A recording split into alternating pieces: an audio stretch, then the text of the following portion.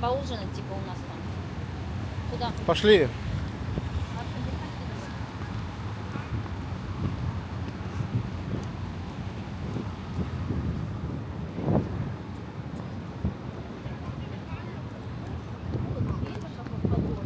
Нормально.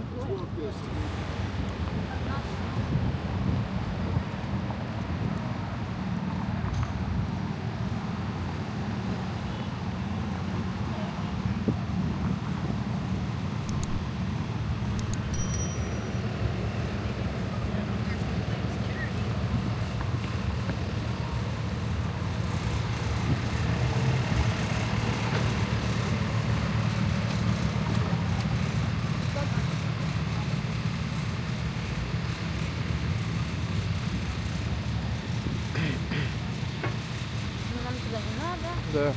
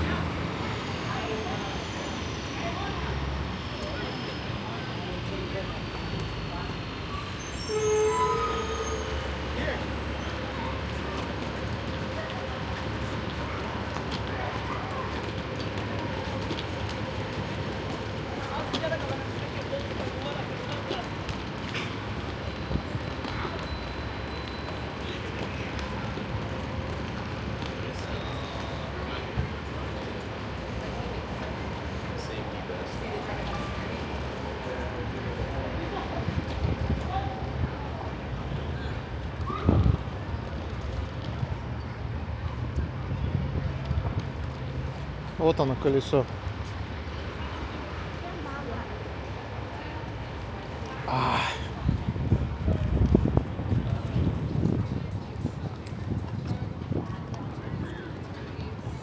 О, паром.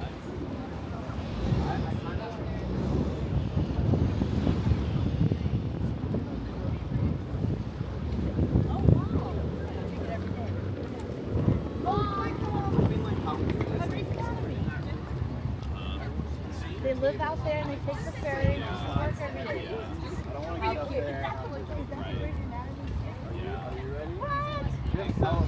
Well, I do, but they're actually like it seems like a lot, but it's really like it's like this. And it's like kind of it's really just like two slides of and then the rest is just like wood.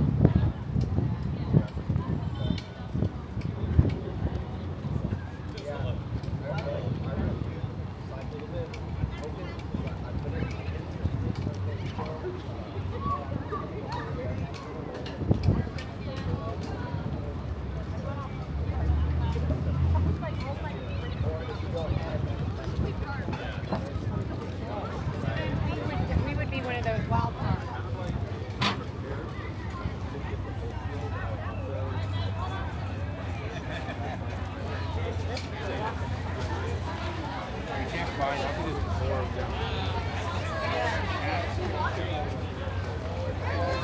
If it was like an activity we could.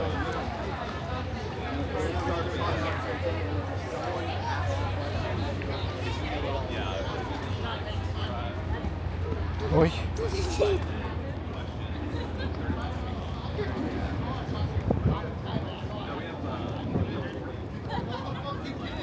is a public walkway. trying to drive down it.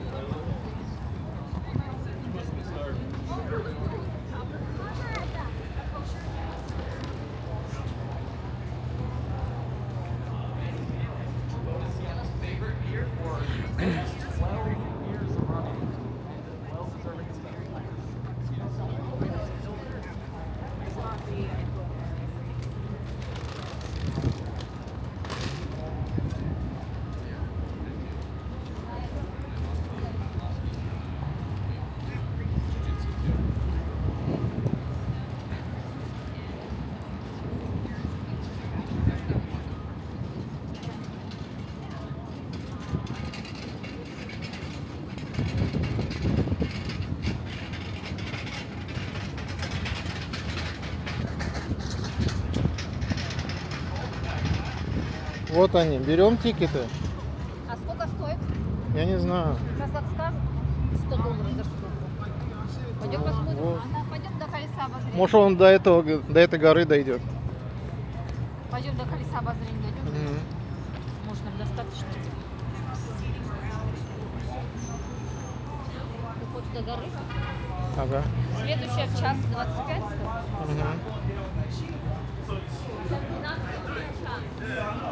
But he's soon they not get over that factory show.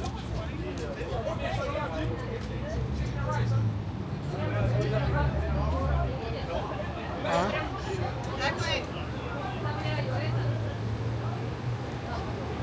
А.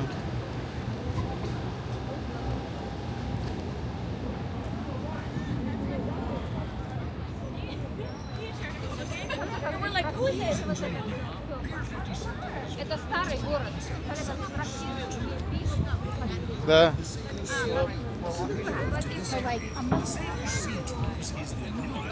Best all-water tour of downtown Seattle. In 1 hour, you'll see views of historic and modern Seattle that can only be seen from Elliott Bay. Photo opportunities galore. Можно, если жара будет, вот мы же в жару. Смотри, блин, одета. Что ты выдумываешь?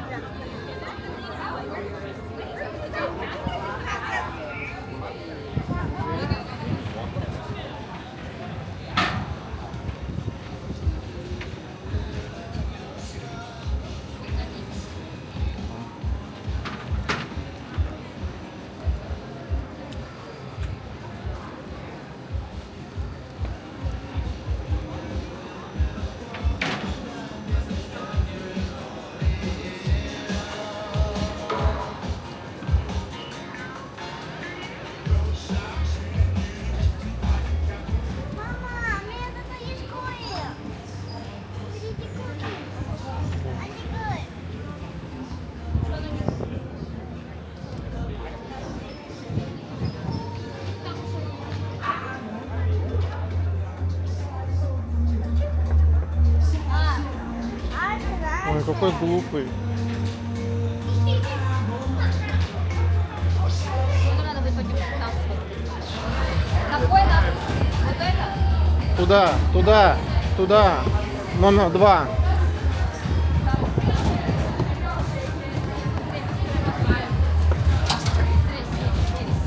Welcome. 3 spins today. If you have an emergency or want to get off, press that red button.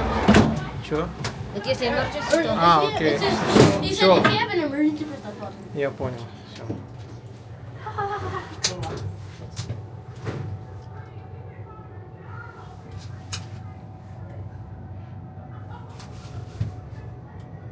О, строители. Это что это? Стройка. Зой, дай я сюда сяду, Зой.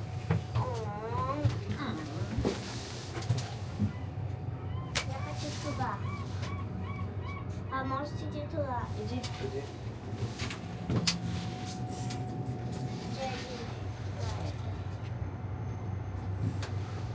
О, паром.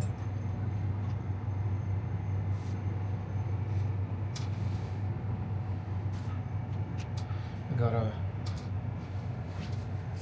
Вот это было я видела, да.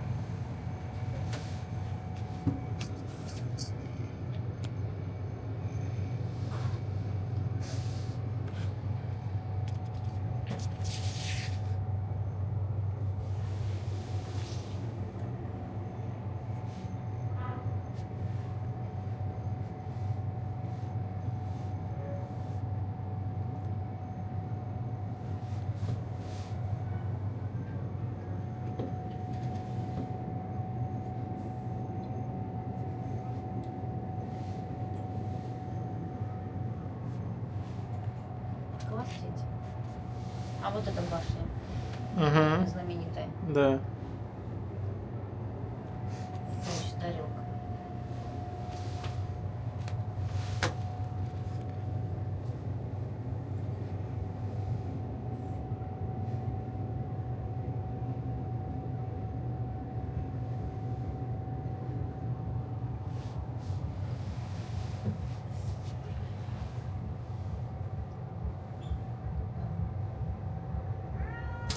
Все?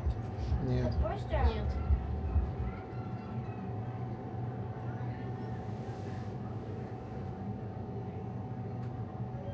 Что это?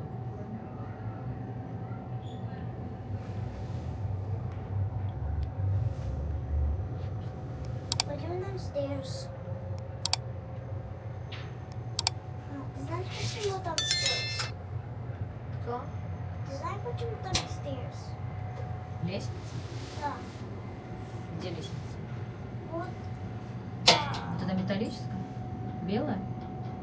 Это если вдруг где кто-то застрянет, чтобы можно было подняться и выпустить людей.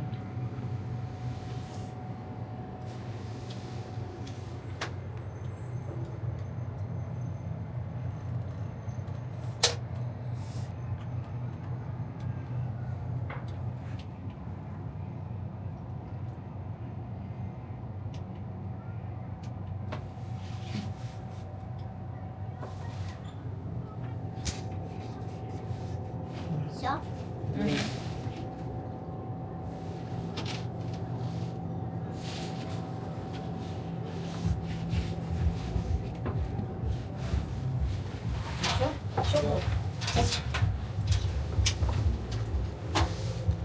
Ну только, ну, Надо было, эти, блин, смотри, сразу запрети и смотри. здесь покушать.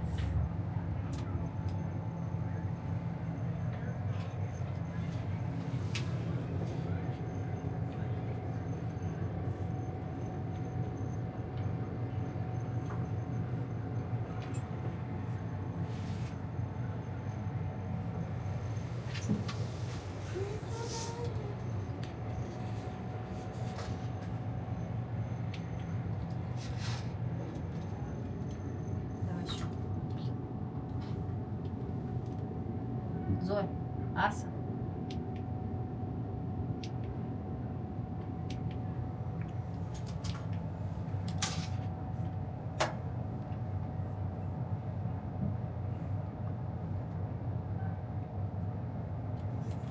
Короче, посмотрим потом. идем, что говорят. Мы не идем. Мы максимум можем застрять.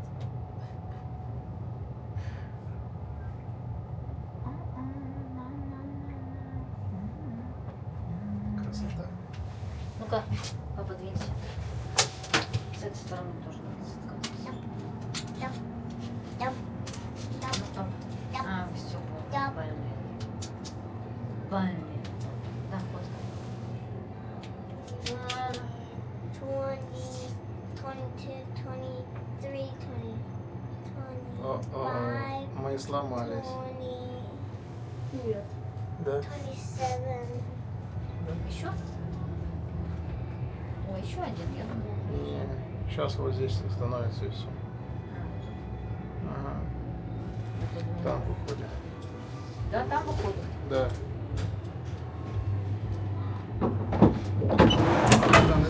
Thank you. Вниз.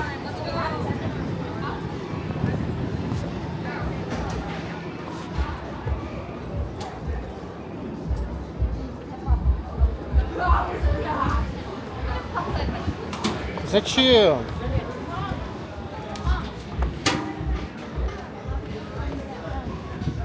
Пошли. А. Exit here. А, вон мы. Фигня. Арсен уже чуть-чуть уже и... Там как будто ты с 3 детьми. Ты слышишь, Захария? Да. Ты и 3 детей. Да.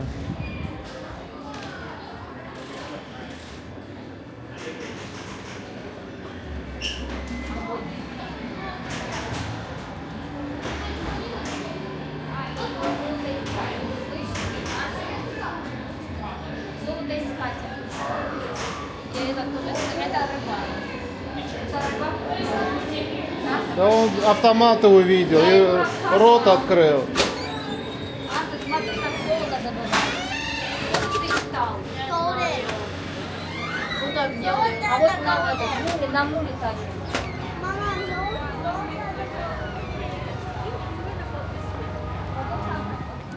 Right next to the Burgundy Disco is the art gallery.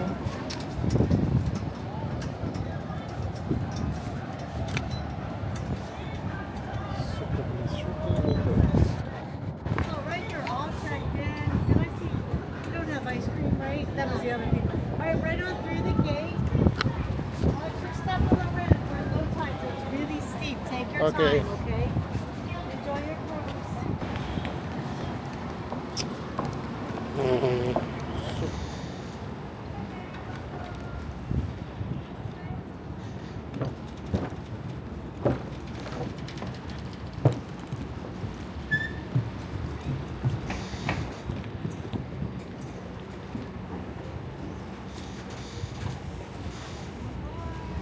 Hello.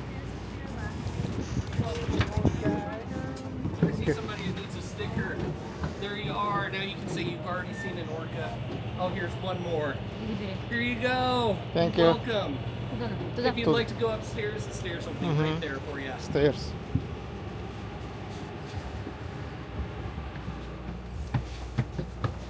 Дети.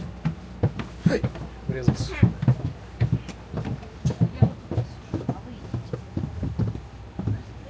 Туда пойдем, где это? Ты еще Да. выше? Да. Или может здесь? Сандек.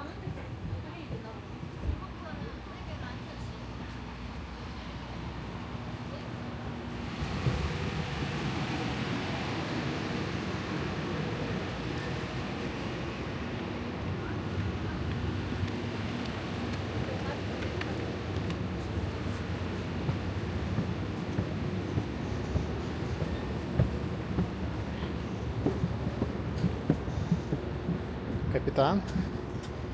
Поехали. Вот.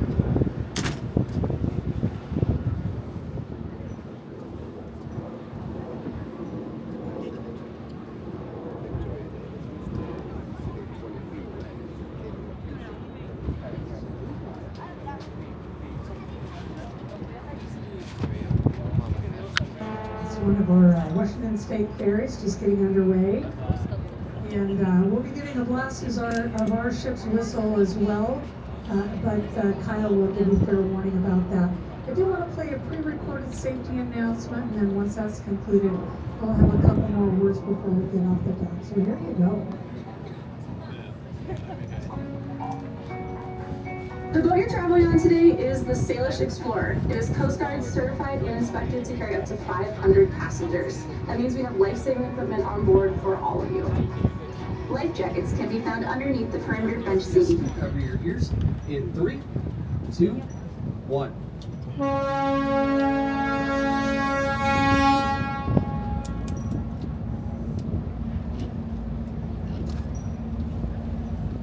It's one of my favorite parts of this job. How are you guys doing today? Well, excellent. My name is Kyle once again. I'll be the guy chatting your ears off during this 1-hour tour. Thank you so much for joining us and sharing this beautiful Seattle day. A little bit about myself. Born and raised here in the Pacific Northwest. Before I landed a job here with Argosy, I worked in not only Seattle rock radio, but also I was a craft brewer here on the craft beer scene. But you'll kind of notice some of those nerdisms coming out during the tour today. But enough about me. How about yourselves? Any Washington locals here on the ship? All right, nobody to fact check me. All right, I like it. Okay, anybody from the United States but outside of Washington? Yeah. All righty, welcome. Thank you for joining us. And last but certainly not least, any international travelers today by show of hands? Okay, a couple of you. Well, thank you for making the trek. It's a pleasure and an honor to have you. All right, so a couple terms I want you guys to keep in mind during this tour. A couple nautical terms are the words port and starboard. When you're facing the front of the ship, port is going to be on your left-hand side and starboard is going to be on your right-hand side. If you just remember those two terms, you'll do just fine on this trip.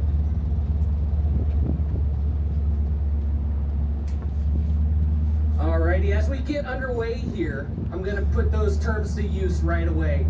So coming up past the Seattle Great Wheel, actually I'm going to touch on the Seattle Great Wheel by the way. Of course you can't miss this gigantic Ferris wheel. Believe it or not, that was the largest Ferris wheel in the world at one point in time. Up until Las Vegas heard that we were number one and then they had to build something bigger, but of course that's how it always works out in Vegas.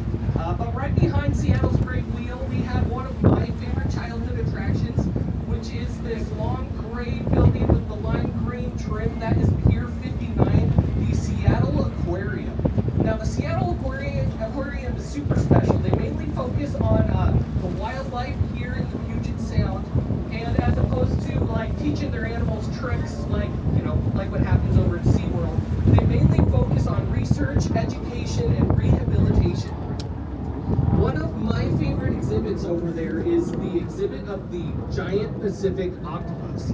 It is named the giant Pacific octopus for a very good reason, because it is the largest species of octopi in the entire world.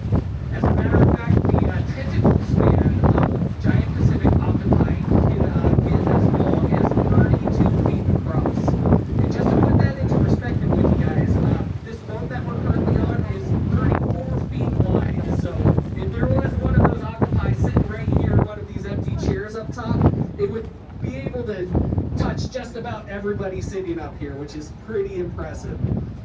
Now, according to the life cycles of your typical octopi, basically they come to a mature age, they breed, and they pass away shortly. Sprints of the medicine that she needs, and then goes on her merry little otter way, which I think is pretty awesome. So if you gotta teach animals tricks, at least it's any of you, am I right? Now, another little fun fact about otters is when they sleep, they hold hands with each other.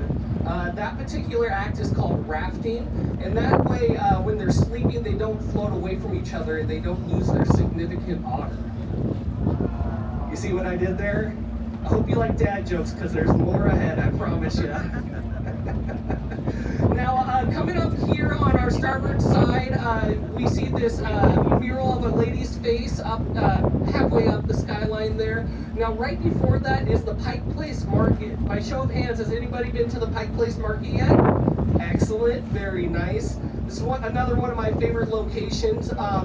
You know, some of the most popular parts with the flying fish and whatnot in the market are right at street level, but believe it or not, there are 5 different levels to that particular market. If you ever venture down into the depths, the lowest floor of the market, there is a vintage magic shop, which I highly suggest checking out. The folks that work at that shop are definitely eager to show off their skills, and I'll just give you a little bit of a spoiler. If you ever see one of them pull out their wallet, just be prepared, it's going to burst into flames. So definitely fun to check out. It is a hot spot for tourists, but also very beloved by locals. I myself have shopped there 2 days ago, buying some flowers, trying to send them to my girlfriend. There's nothing wrong with that. All right, so coming up here on our starboard side is a hotel that I love telling stories about because there's so many funny stories.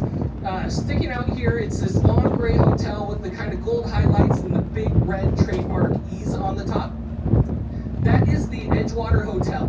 The Edgewater Hotel was built in 1962, which was a really important year here in Seattle. It's not only the year that the Seattle's World's Fair came to town, but it's also the year that the Space Needle was built. Now, for the Seattle's World's Fair, it was expected that 10 million people were going to come to town for that event. So the founders of the Edgewater had a great idea. Hey, these people are going to need a place to stay. Let's build a beautiful hotel right on the water and give them a true Pacific Northwest experience.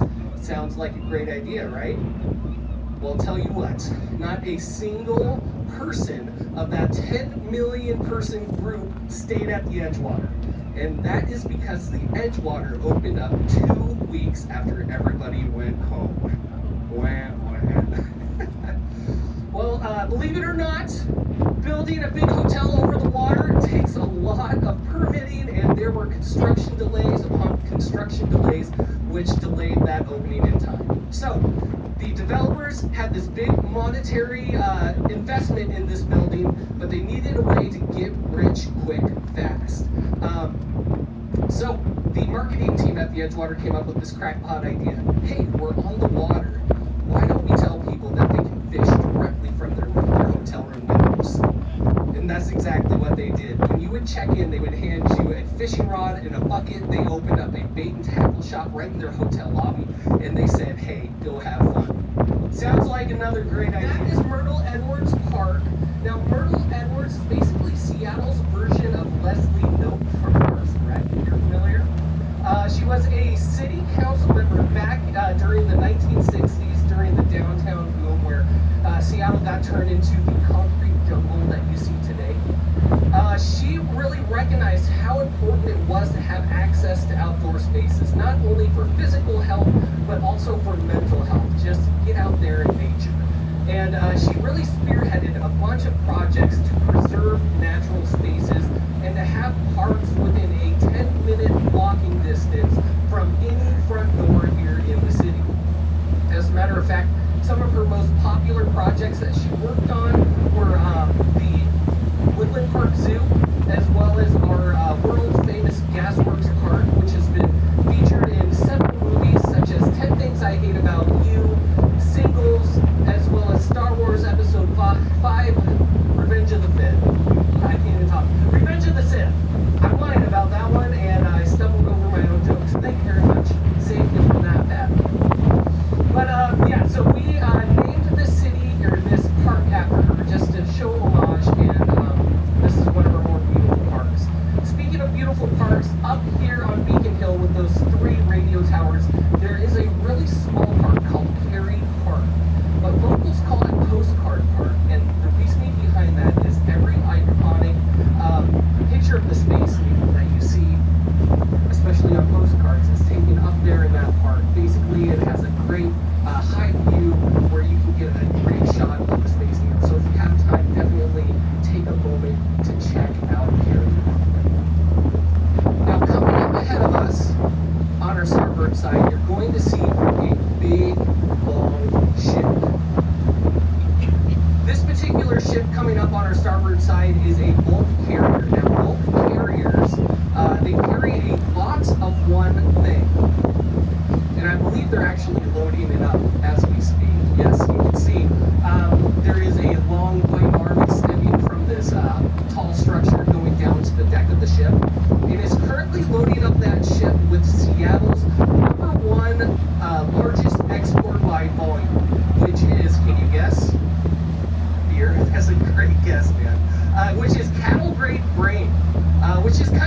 interesting because you might think that it might be coffee, might be computer parts, might be craft beer, might even be hipsters, but believe it or not, we import those from Portland. But it is cattle grade grain, which is grown out in the Midwest, loaded up onto rail cars, and then shipped here via railroad, where it gets loaded up into these tall white silos that you see on the shore here.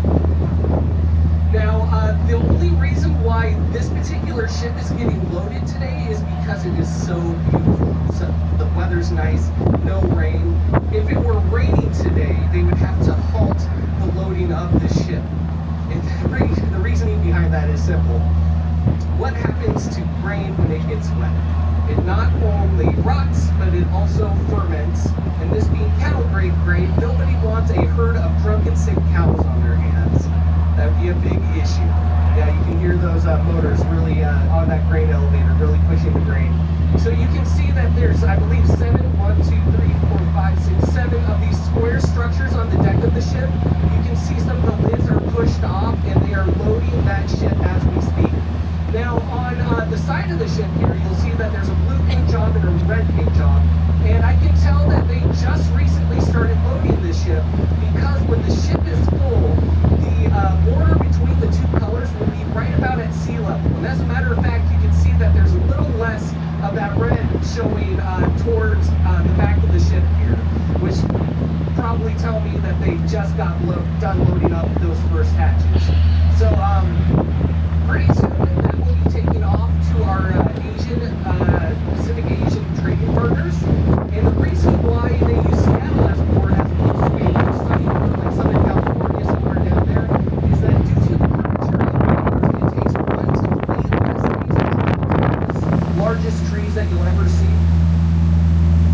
And a forest floor so lush with thick moss that you can walk around barefoot like you're walking on shack carpet. Absolutely beautiful. If you ever have time to go out to the Olympic Peninsula, I highly suggest you do so. There's even a beach out there called Murdoch Beach where you can pick up fossils right off the ground. Absolutely beautiful. Now, looking back towards the city skyline, this is my favorite view of the city. You get to see all of it, all in its glory. So I'm going to talk about the city. This is a tour of Seattle, so we've got to talk about the Space Needle. Like I mentioned earlier, the Space Needle was built in 1962 for the World's Fair. That bad boy is 605 feet tall.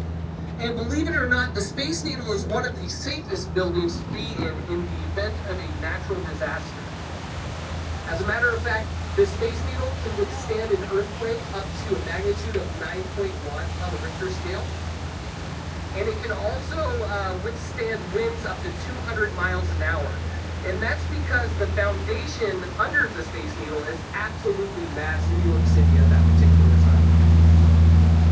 From a little personal standpoint of mine, my great-grandfather was an iron worker on the Space Needle project, which I'm really proud of.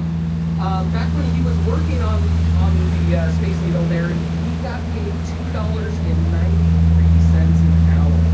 It's pretty amazing. It doesn't seem like much, but in converted to today's value, it's about $24 an hour. It's not bad.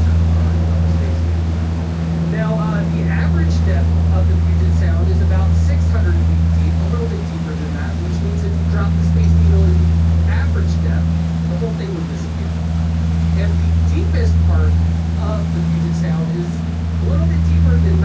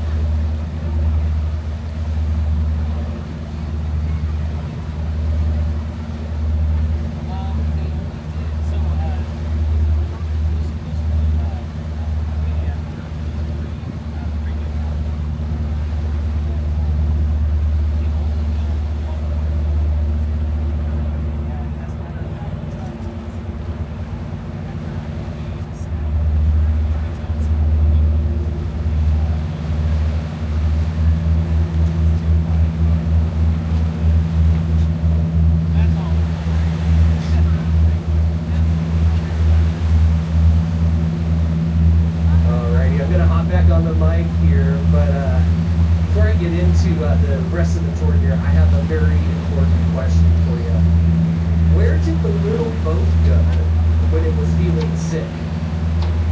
The dock. See, I told you there were more dad jokes. And while that is a lame dad joke, that is exactly what is happening over here at the bigger shipyards. These U-shaped structures, these gray U-shaped structures are dry docks. And the way that they work is they get filled up full of water and they sink very slowly. When they're underwater, ships will sail into that void, the water will get pumped out, and those dry docks will float with the ships inside of them. Basically, boats for boats is the way I like to put it. And what we got going on over here at the bigger shipyard, on the right-hand side is a naval destroyer that's having some work done. And you'll notice that it has a lot of white tarping up top. Sometimes folks think that it's because they're doing something very top secret underneath those tarps. But the truth is those tarps are there to contain any kind of mess, dust, or debris that may occur in whatever project that they have going on. So no secret ops going on, at least as far as we know. Now to the left of that is a Washington State ferry kind of hiding underneath a big white poncho behind his little black security like private screen there. That particular ferry is getting a new paint job done, so of course you gotta chip all the, or sandblast all the paint off at the hole there, which is a very messy process, hence all of that tarping. And then it's gonna get a nice new paint job. Now paint jobs are very important for ships, not only to make them look cool, but paint is the first line of defense against the corrosive saltwater on its stern. It would be taller than every building in Seattle. Insane. As a matter of fact, another cool fact about this is these containers, they can carry 10,000 of these containers. Gigantic. I'm sure we've all seen them from a distance, but Captain Christie's given us up close and personal, which is really awe-inspiring. I love it. And look, we get to see one of these containers getting dropped inside the hole right now. Like I said, it can carry up to 10,000 of these containers, and if you try to count them all, you'll only be able to count about half of them, because the majority of them, as you can see, get lowered into the hull of the ship, and the heaviest ones get stacked on the bottom here. It's absolutely amazing to see these. Man. So these crane operators, as you can tell, play the world's largest game of the claw game that you get to play in these arcades. The longshoremen up there, they only work between 2 and 6 hours at a time, and they get paid on average $160,000 to do so. It is insane. You might be thinking to yourself, hey, why don't I get that job? But I'll tell you what, if you want that job, good luck, because you're literally going to need it. A couple of years ago, two positions as crane operator opened up, and over 3,000 people applied to that job. So many people that they had to run a lottery just to figure out who they were going to interview. So with the lottery, they picked 200 winners to be interviewed, and then those 200 people had to duke it out for just 2 positions as crane operators. So like I said, if you want their jobs, good luck. You're gonna need to win the lottery just to get interviewed. Now looking to the port side of the ship here, we have a brick building with a clock tower on top and some very familiar looking eyes peeking out at us. That is Starbucks World Headquarters over there, the coffee that changed the world.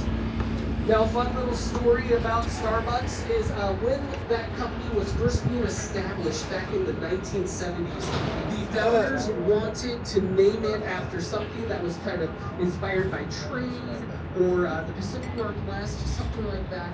And they were looking at old mining maps. Up to 10,000 containers can get loaded up onto these ships.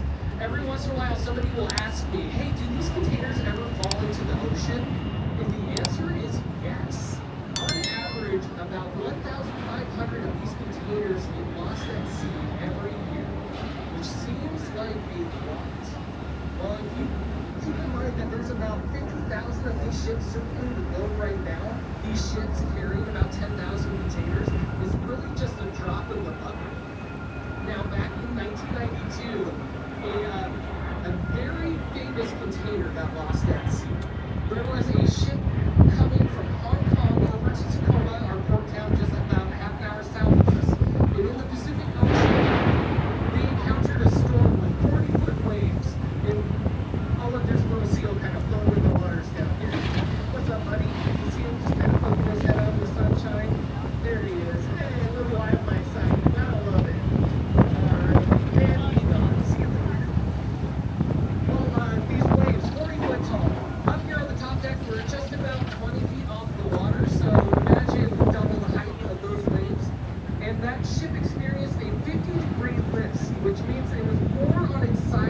was straight up.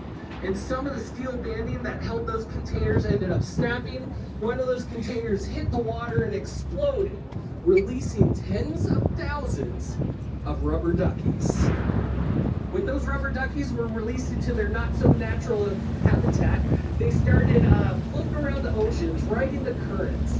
And while it's not necessarily a great thing to have a bunch of plastic floating around our oceans, the oceanographers and scientists over at the University of Washington took advantage and started tracking where they were floating.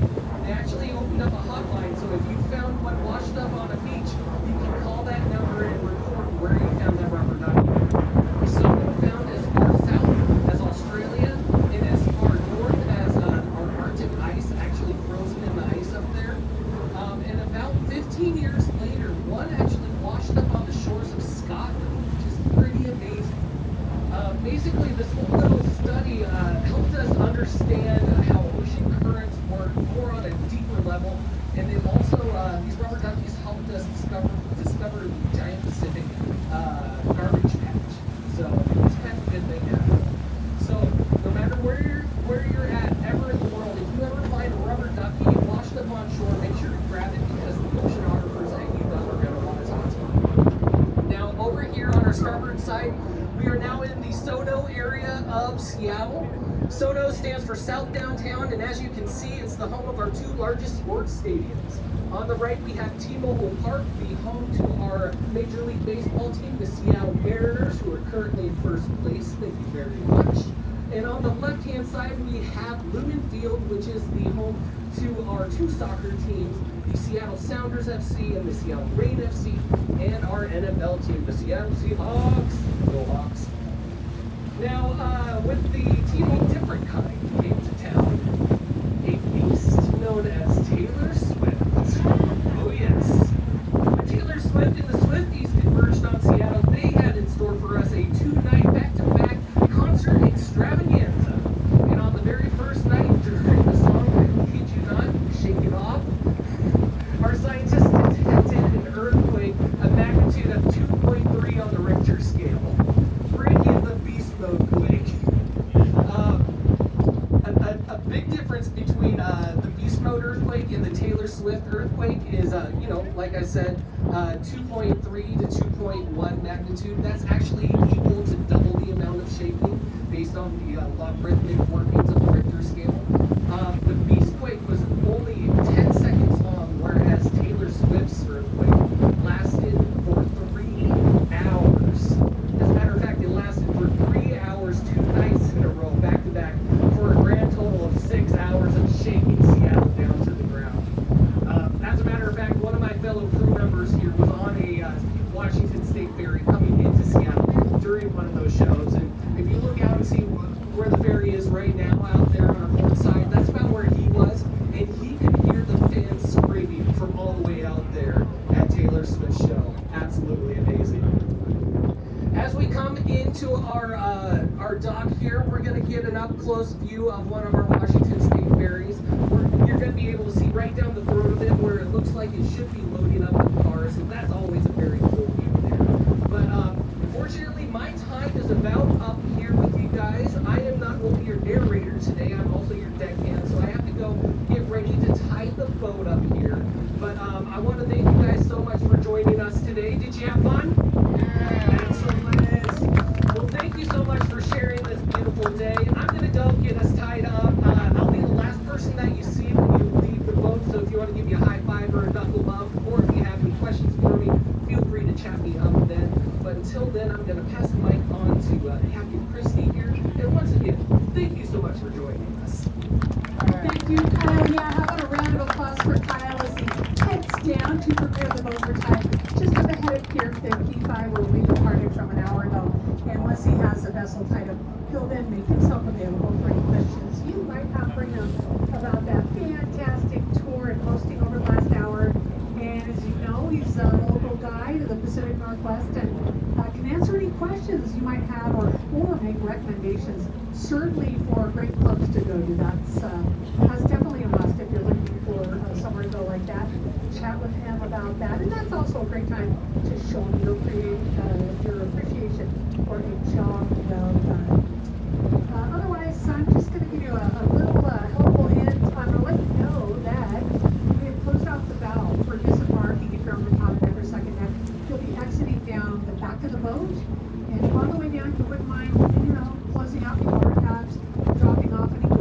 bands, models, rappers. That would be really helpful to us. Otherwise, I'll let you just enjoy the last couple minutes of being on a boat, those last minute photos, and I'll have some party words once we're secure. So, looks like I am going to give a quick blast of the ship's whistle to announce our arrival is going to be one long and two short. Ready? 1, 2, 3.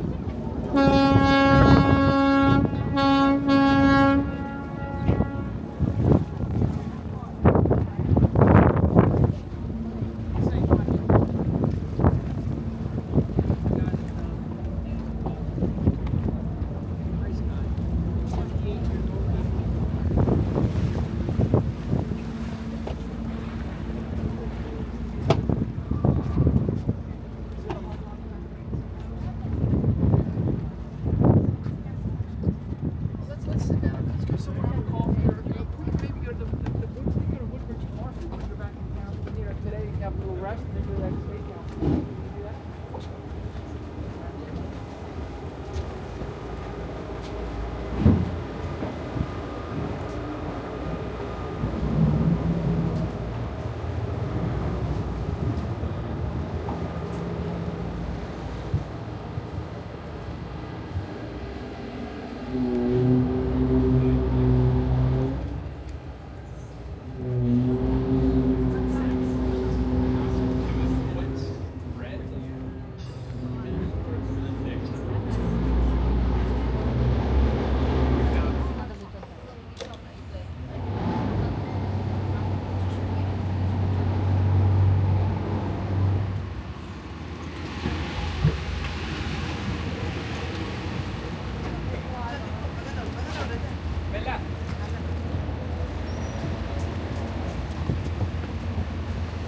Spirit of Seattle.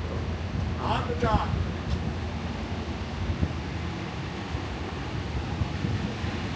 Okay.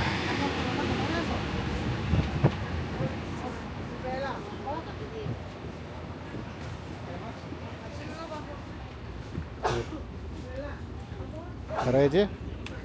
Steady, go. Пошлите, дети. А. С этого. С какого шкафа есть? Ага.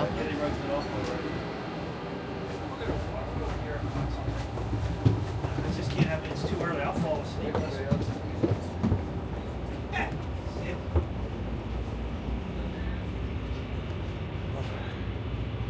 Welcome aboard.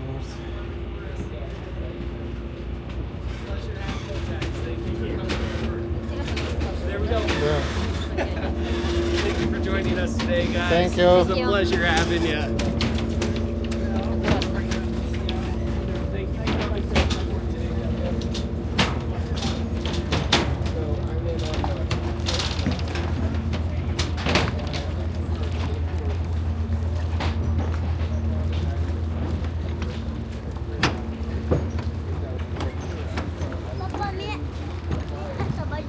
Ага. Все, теперь пойдем в этот торговый центр. Ага. Пройдемся по городу. Ага.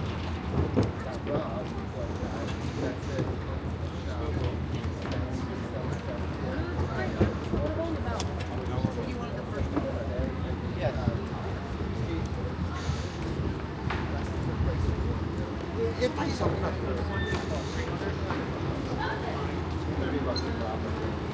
45.